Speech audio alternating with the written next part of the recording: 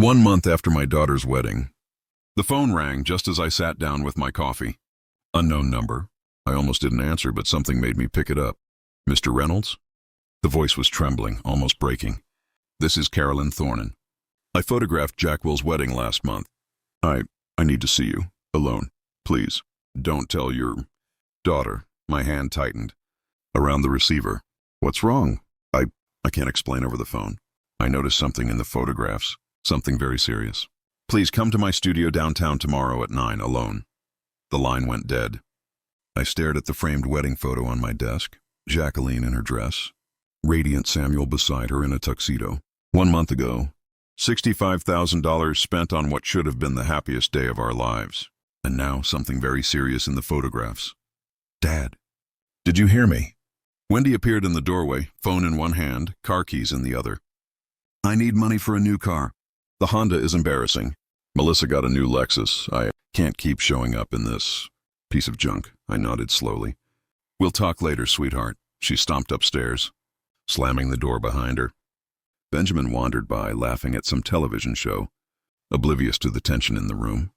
I picked up my cold coffee, staring out the window at the bright, cloudless morning in Paradise Valley. Everything looked normal. Everything felt wrong. The wedding had been perfect, or so I thought. Jacqueline had glowed. Samuel had been attentive. The ceremony at the Botanical Gardens. The reception at that upscale resort. Everything elegant, everything expensive. And now, hidden in the photographs, something waited. Something that made Carolyn's voice tremble and my stomach twist with unease. I couldn't ignore it. I had to see the photos, alone, 9 o'clock, downtown, and so I did what I always did. I prepared myself for whatever storm was coming, unaware of how much it would change everything I thought I knew about my family, my life, and that perfect day captured forever in a single frame. Before I continue, tell, from which place are you watching this story right now? Please subscribe and like the video for motivation. I drove through downtown, the city streets unusually quiet for midweek, my thoughts looping endlessly around Carolyn's trembling words. The studio was tucked between a cafe and a dry cleaner, unassuming, almost ordinary. But the weight in my chest told me this wasn't just another errand. I parked my car and lingered in the lot for a moment, hands gripping the steering wheel, trying to steel myself. The summer heat pressed against the glass, sticky and oppressive, but it was nothing compared to the tension tightening around my chest. When I stepped into the studio, Carolyn was waiting, standing rigid behind her desk, her camera bag slung over one shoulder. She looked different somehow, paler, more serious than I remembered from the wedding day. Her eyes didn't hold their usual calm confidence. They darted. Anxious, almost guilty. Mr. Reynolds, she said quietly, motioning for me to follow. I didn't want to alarm you over the phone, but when I went through the photographs, I saw something I shouldn't have. Something you need to know about. I followed her into a small room, filled with light. Walls lined with shelves stacked with prints from weddings, engagements, family portraits. Every image seemed innocent, beautiful, captured with perfect clarity. But Carolyn's eyes were fixed on one in particular, a folder lying on the desk. I stepped closer. My pulse quickened. Show me, I said, voice steadier than I felt. She hesitated. For a moment, the air between us was thick with dread, the kind that makes your palms sweat without warning. Then slowly, she opened the folder and spread the prints. Across the desk, the first few were ordinary, smiling guests, floral arrangements, the dance floor alive with energy. But then, something stopped me cold. A photo of Jacqueline and Samuel cutting the cake. At first glance, everything was perfect. But in the background, behind the guests, I noticed a man, someone I didn't recognize, lingering near the edge of the frame. He wasn't in any of the ceremony photos I remembered. His eyes were fixed on Jacqueline, and his smile. It wasn't friendly. Who is he? I asked, my voice barely a whisper. Carolyn shook her head. I don't know. He wasn't on the guest list. I didn't notice him at the wedding. He blended in. But in the photos, he's in almost every group shot, watching. And this? She flipped the photo to the next one. It was taken during the bouquet toss. The same man, closer now, his hand on the shoulder of one of the bridesmaids. Too close, too deliberate.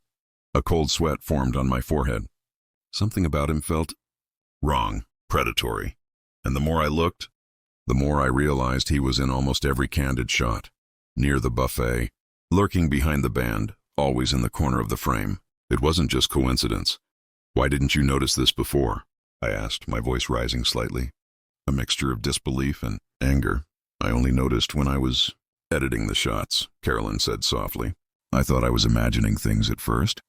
But the more I looked, the clearer it became.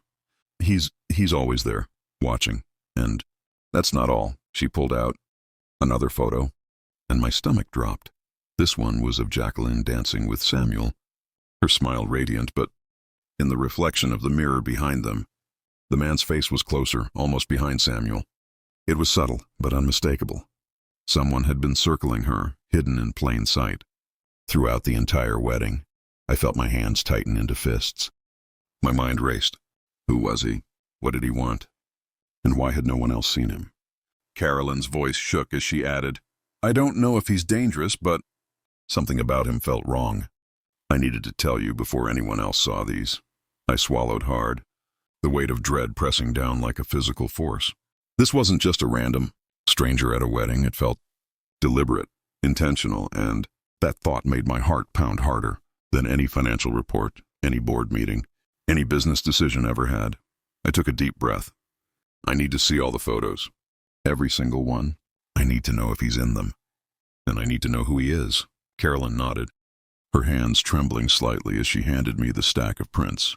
I've kept them in order, she said. You'll see the pattern yourself. As I flipped through them, the reality hit me like a punch to the gut. This wasn't just about one man. He had been everywhere, present, watching, hidden in plain sight. And I had missed it. I realized with a cold clarity that my daughter's perfect day might have been infiltrated by something far more sinister than anyone could have imagined. I left the studio that day with a weight on my shoulders I hadn't felt since the early years of building Reynolds Hardware, back when every decision could mean success or failure, profit or loss. Only this time, the stakes weren't money. They were family. And suddenly I knew that everything I had thought was secure, my daughters, my family, even my perception of safety, was now under threat, and the drive back from the studio was a blur. Jazz's hands gripped the steering wheel tighter than necessary, knuckles white. The city moved around him, oblivious. The bright storefronts, the chatter of people in cafes, the hum of traffic, all felt unreal, like he was watching someone else's life unfold while he sat, trapped in a growing storm. Back at home, the stack of photographs lay on the dining table, spread like a warning. Jacqueline's wedding had been perfect on the surface, but these images told a different story, one of shadows and hidden glances, of someone watching her, following her, and somehow never revealing himself until now. He picked up a photo at random. The first dance. Jacqueline was laughing, Samuel's hand steady on her waist. In the mirror behind them, the man appeared again, closer this time, almost as if he wanted to merge with the reflection itself. Jazz's stomach churned. He had watched that dance live, had been proud, had smiled for the guests. And yet all this time, this stranger had been there, invisible, unnoticed. Who could he be? Jazz muttered aloud, pacing the room.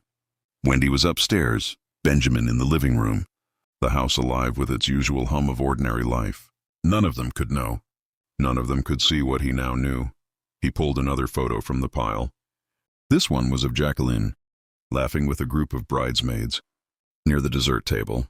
The man's face was unmistakable now, leaning just slightly into the frame, watching her with a gaze that wasn't curiosity. It was deliberate, predatory. Jazz's mind raced through the possibilities. A stranger? A stalker? Someone who had planned this intrusion for weeks, maybe months, without anyone noticing? The thought made his blood run cold. He had built his life on precision, on careful attention to detail, and yet this one thing had escaped him entirely. He sat down, heavily at the table, trying to force logic into the chaos of his thoughts. He needed a plan. First, identify him. Second, protect Jacqueline. He didn't know how serious this was, but instinct screamed at him that danger lurked in every shadow, even in places he had always considered safe. Jazz's eyes drifted to the phone. Carolyn had been professional, careful, but he could hear the tremor in her voice still. She had seen it first, had recognized what he hadn't, and that alone made her warning impossible to ignore. He picked up the phone, dialed her number. No answer. He tried again. Still nothing. The knot in his chest tightened. Time was slipping, and with every second, He imagined the stranger closer, watching, waiting. Jacqueline, his daughter, radiant and oblivious, couldn't know. Not yet. Not until he understood the magnitude of what he was dealing with. Jazz took a deep breath, trying to calm the storm inside him. He needed evidence, patterns, clues hidden in the details. He went through the photos methodically, frame by frame, noting every shadow, every blurred figure in the background, every hand, every angle. The man was there. Every event, every candid shot, every frame where he could have gone. Unnoticed, there he was, and then Jazz saw something that made him freeze. In a photograph taken as Jacqueline was leaving the reception, smiling at guests, the man was not just watching, he was holding something. A small black object, almost indistinguishable, but unmistakably there in his hand. Something shiny, something deliberate. Jazz's chest tightened. He ran a hand through his hair, muttering under his breath. "What the hell?" It was no longer enough to speculate. He needed answers, and he needed them fast. The wedding had been 1 month ago, but the danger, whatever it was still here, lurking, watching, waiting. He realized then that his role as a father, as a protector, was about to be tested in ways he had never imagined. Every calculation, every business decision, every moment of pride he had ever felt seemed trivial compared to the threat looming over his family. Now Jazz's mind spun, racing through possibilities, until one thing became terrifyingly clear. He could not handle this alone. But involving anyone else too soon could tip the scales, alert the stranger, put Jacqueline in immediate danger. He had to be careful, strategic, silent, observant. The photographs were no longer just images of a joyful day. They were clues, warnings, fragments of a plan that someone else had orchestrated without anyone knowing. And Jazz understood with a sinking certainty that the perfect day he had spent celebrating might have been a trap all along. Jazz didn't sleep that night, not in the conventional sense. The photographs lay spread across the dining table like a battlefield, each one a silent witness to the stranger's presence, each one a question demanding an answer. He had turned the house upside down in his mind, tracing every event of the wedding, replaying every interaction. Every smile, every handshake, nothing had seemed out of place. And yet there it was, a stranger, always watching, always close enough to touch the moments that were supposed to be sacred. By mid-afternoon, Jazz's focus was razor sharp. He pulled the photos together, laid them on the table, and began cataloging them. Timestamp, location, position of the stranger, proximity to Jacqueline, every detail mattered. This was no longer just a mystery. It was a pattern, and patterns could be analyzed. Patterns could reveal intent. He noticed something chilling. The stranger wasn't random. He had a method. Always in the frame, always near Jacqueline, but never in the center of attention. Every shot where she was distracted, laughing, vulnerable, there he was, lurking. The calculated placement screamed forethought, planning, obsession. Jazz's stomach knotted tighter with every realization. Faint sound drew his attention. Benjamin, wandering near the dining room. Jazz shot him a look, but Benjamin was too absorbed in a video on his tablet to notice. Jazz's mind snapped back. No one else could see this, not yet. Jacqueline had to remain unaware. The stranger's purpose wasn't just surveillance. It was to unsettle, to manipulate, to make his presence known in subtle, invasive ways. Jazz reached for his laptop, starting a spreadsheet, noting each photograph, each location, each suspicious detail. Names, faces, angles. He cataloged everything with the precision that had made him successful in business. But this wasn't inventory, not accounts, not projections. This was a puzzle with stakes far higher than any profit margin. Hours passed in tense silence. The world outside moved as usual, indifferent to the storm inside Jazz's home. The air grew heavy, thick with tension, but he didn't notice.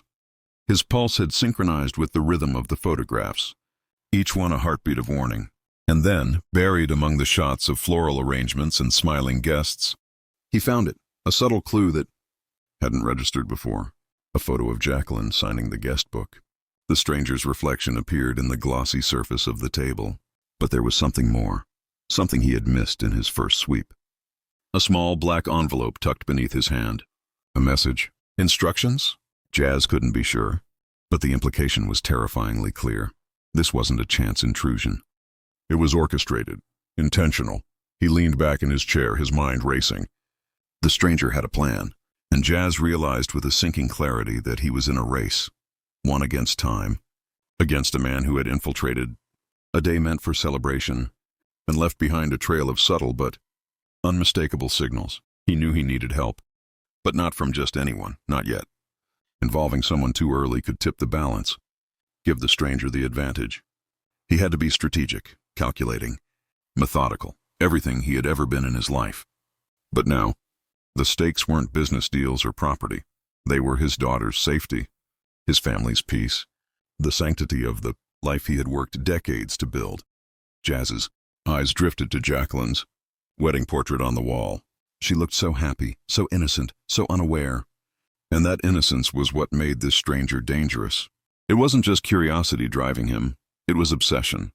Every time Jazz looked at that photo, the sense of violation tightened in his chest. Someone had been there close enough to touch, and nobody had known. His phone buzzed, breaking his focus. It was a text from Carolyn. I noticed something else. Call me ASAP. Jazz's fingers hovered over the keypad. Every instinct screamed at him to answer immediately, to demand details, to take action, but caution held him back. Whoever this man was, he was smart, calculating. One wrong move, one misstep, and the consequences could be catastrophic. He took a deep breath, centering himself. The photographs, the stranger, the black envelope, all of it pointed to a single truth. Jazz couldn't ignore this. He had to act, but he had to act with precision. The next steps would be critical, and one mistake could unravel everything he had fought to protect. Jazz looked at the stack of photographs again, his resolve hardening. The perfect wedding had been a facade. The smiles, the laughter, the celebration, all carefully constructed moments, infiltrated by someone intent on control, observation, and something far more sinister. And Jazz, father, protector, strategist, now had to step into a role he had never trained for, unraveling a mystery, anticipating danger, and confronting a threat that had hidden in plain sight. The clock ticked on. Decisions had to be made. Plans had to be formed. And somewhere, just beyond the edge of his vision, the stranger waited, patient, precise, and unaware that Jazz had finally begun to notice. Jazz couldn't sit still. Every corner of the house seemed to hold shadows now. Every passing sound a potential signal of danger. He reviewed the photographs again, this time with a magnifying glass he hadn't touched in years, zooming in on faces, angles, hands, reflections. The stranger's presence was unmistakable, calculated, precise, deliberate, and now it had a pattern that Jazz could trace. He noticed small details he hadn't before. The way the man always positioned himself near exits, the way he lingered in background reflections, the subtle way his gaze followed Jacqueline, always, relentlessly. Jazz felt a shiver run down his spine. This wasn't just a stalker. It was someone with a plan, someone who had studied the wedding, studied her movements, and had possibly been preparing for something more than mere observation. Jazz needed proof, evidence that could not be dismissed as coincidence. He pulled out his laptop, scanned through digital versions of the photos Carolyn had sent, and began highlighting every instance of the stranger, creating a timeline mapping his movements through the event. And then he saw it. A subtle gesture in one of the images, a hand passing a small envelope to a waiter near the reception hall. The envelope was black, glossy, almost imperceptible, but unmistakable. Someone had planted it during the wedding, and its contents had never been noticed. Until now, Jazz felt a wave of dread wash over him. Whoever this man was, he had infiltrated what should have been a day of joy and celebration, and left behind a trace, a signal that something more sinister was planned. And the thought that he hadn't realized it at the time, that everyone, including Jacqueline, had been oblivious, made his stomach twist. He had to act. He couldn't risk ignoring this. He called Carolyn, his voice tense but controlled. I need everything you have on him. Every photo, every angle, every guest interaction. Anything that shows who he is, where he went, and what he touched. I've sent everything I could digitize. Carolyn replied, voice tight with anxiety. But there's more. Something I noticed only after I reviewed the photos again. You need to see it in person. Jazz's mind raced. Time was slipping. He felt a fierce protectiveness rise within him, a mix of fear and determination that sharpened his senses. He arranged to meet Carolyn again, this time insisting on taking the photographs back home. He needed to analyze them without interruption. without distractions, without anyone else seeing. Back at home, he spread the photos across the dining table, creating a map of events, movements, and interactions.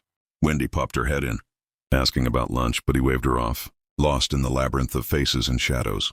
Benjamin wandered past, curious. But Jazz kept his focus, drawing lines with a pencil, connecting moments, tracking the stranger like a detective, piecing together a crime scene. Hours passed. Jazz traced every step the stranger had taken, every angle he had used to remain unnoticed. And then he noticed something that froze him. A photo near the end of the reception, almost hidden, showing the stranger leaning close to Jacqueline's purse as she laughed with friends. It was subtle, but unmistakable. Something had been taken or placed without anyone realizing it. Jazz's heart pounded. He had known from the start that the stranger's presence was deliberate. But this confirmed it. He wasn't just watching. He was manipulating, altering, affecting events in ways no one had noticed. And the consequences? He couldn't yet imagine. But instinct told him they could be devastating. He gathered the photographs, organizing them by sequence and location, preparing to trace the stranger's movements outside the wedding venue, to see if there were any connections, any leads he could follow. Jazz felt the weight of responsibility crush him. His life had always been about control, about calculation, about making sure the numbers balanced. But this was human life, safety, family, and he realized with a chilling certainty that the perfect day he had celebrated with pride was now a dangerous labyrinth of hidden intentions, and he was the only one who could navigate it. Jazz sat back, breathing heavily, eyes fixed on the stack of photographs. Every image was a warning, every shadow a signal, every smile a possible distraction from the truth he had yet to uncover. And in that moment, he knew the next steps he took could determine whether his daughter remained safe or whether the stranger's presence would escalate into something irreparable. The storm wasn't coming. It was already here. Jazz sat alone in the dim light of his study, the photographs spread before him like pieces of a puzzle he didn't yet understand. Every line he had drawn, every connection he had mapped, led him to the same terrifying conclusion. This stranger had infiltrated Jacqueline's life far more than anyone realized. It wasn't just a wedding obsession anymore. It felt personal, targeted, calculated. He leaned back, running a hand through his hair, trying to steady his racing mind. The man's presence was methodical, precise, and Jazz realized he was dealing with someone who had planned weeks, maybe months ahead. Every photograph told a story, and every story pointed to one truth. Someone had been quietly watching, waiting for the right moment to act. Jazz needed answers. He couldn't leave it to speculation, couldn't allow fear to paralyze him. He called Carolyn again, insisting she meet him immediately. When she arrived, she carried a small envelope, black, glossy and unmistakable. Jazz's stomach turned. The envelope had appeared in the wedding photos, but now it was here, in his hands. The implication was undeniable. Someone had deliberately left a trace. Someone wanted him to notice. He opened it carefully. Inside was a single card, neatly typed, almost clinical in its presentation. "You noticed too late. She belongs to me now." Jazz froze. The words were simple, cold, deliberate, but the meaning was clear. This wasn't a coincidence. This wasn't some random stalker. This was someone who wanted control, someone who had chosen Jacqueline and had been orchestrating events with precision. Fear surged, but Jazz forced it down. Panic wouldn't protect his daughter. Only action would. He flipped through the photographs again, now with a sharper eye, comparing them to the card, tracing the stranger's movements. Patterns emerged. The man had been present in every major moment, but always at the edge, invisible. The black envelope in the wedding photo had been a message then, and now a threat. Jazz realized with grim clarity that the stranger had been testing boundaries, gauging reactions, and preparing for something beyond observation. Jazz's phone buzzed with another message from Carolyn. "I cross-referenced the photos with local security cameras around the venue. He's been identified. Meet me tomorrow. We need a plan. Tomorrow." Jazz clenched his fists. He didn't need to wait. The man was already in the open, already leaving marks, already sending warnings. Jazz had always been a man of action, precise and relentless in business. Now that same intensity had to be applied here, to protect his family, to anticipate moves that could endanger Jacqueline. He pulled the photographs close, studying every detail, every shadow, every background figure, the stranger's face, the subtle gestures, the deliberate positioning. It all painted a picture of a man obsessed, meticulous, dangerous. Jazz realized the next confrontation would not just be about discovery, it would be about control, about stopping someone who had already infiltrated. A day meant for happiness. Time passed unnoticed. Jazz barely moved, barely ate. His mind was a machine, processing patterns, predicting behavior, preparing strategies. Every possibility, every contingency, every potential threat was cataloged. And with each revelation, the sense of urgency tightened. Around him like a vice, he glanced at Jacqueline's wedding portrait again. She smiled, radiant, unaware of the shadow lurking in the background of her perfect day. Jazz's chest tightened with resolve. He would not let this stranger dictate the terms of her life. He would not allow fear to triumph. Every photograph, every clue, every whispered warning had led to this. The next steps mattered. The timing mattered, and Jazz understood in that cold, unflinching moment that the storm that had begun with a single phone call was now a confrontation waiting to happen, and he would meet it head-on. Jazz's phone vibrated again, Carolyn's name flashing across the screen. He didn't hesitate this time. "I'm coming," he said, voice tight with urgency. She directed him to a small cafe near the edge of the city, a place quiet enough to speak freely, crowded enough to mask any movement. When he arrived, Carolyn was already there, waiting with a laptop and a folder. Her eyes were sharp, professional, but behind them, the anxiety from their earlier conversations lingered. She handed him the folder. "First, all security footage we could get from the venue, plus the digital copies of all the photos," she said. "I traced him. His name is Victor Klein. He has a history of stalking, of planning control over families he chooses. And he's clever. He always covers his tracks. Until now." Jazz's hands tightened on the folder. Victor Klein. The name carried weight, but Jazz didn't need history. He had evidence and he had instinct. He had to act fast. Carolyn pointed to the laptop.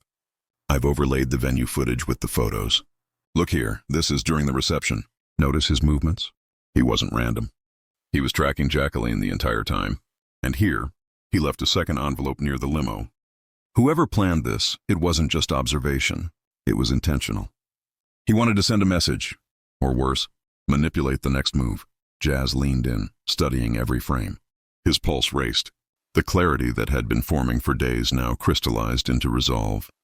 This man wasn't just a threat. He was a targeter, a predator, and Jazz was not going to let him touch his family. "Where is he now?"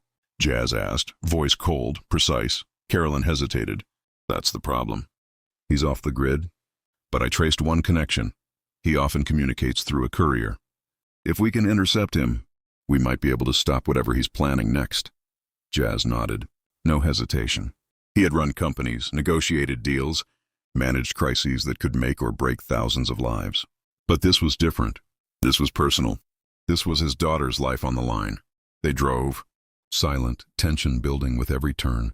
Jazz's mind moved faster than the car, anticipating, strategizing, preparing for every eventuality. They arrived at a warehouse on the outskirts of the city. Victor's last known location. Shadows stretched long in the evening light, and Jazz's instinct screamed that danger was close.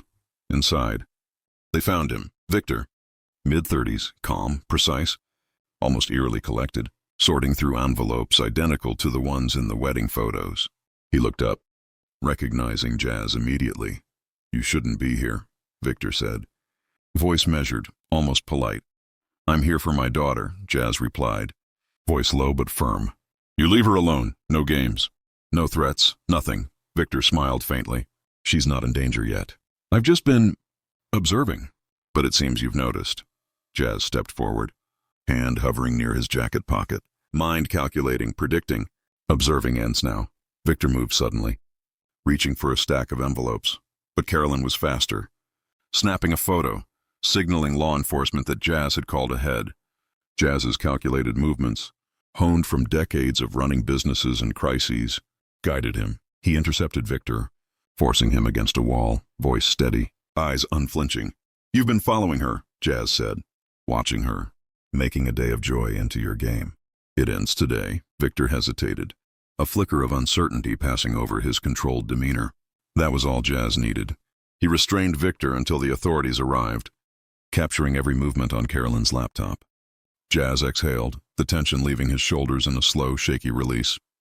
Carolyn looked at him, relief evident. But Jazz's gaze was fixed forward, thinking of Jacqueline, of the perfect day that had almost been corrupted, of the danger now neutralized. Later, back at home, Jazz hung the wedding photographs back on the wall. Each frame now carried a different weight. He looked at Jacqueline in her dress, smiling, radiant, unaware of how close she had come to danger. But he had acted, he had protected her. And that knowledge gave him a quiet satisfaction that went deeper than pride or money or business success. The house settled into silence. Ordinary life returning, but Jazz knew one truth. Vigilance was never over, but courage and preparation could face any threat. He picked up his coffee, cold but comforting, and let himself smile faintly.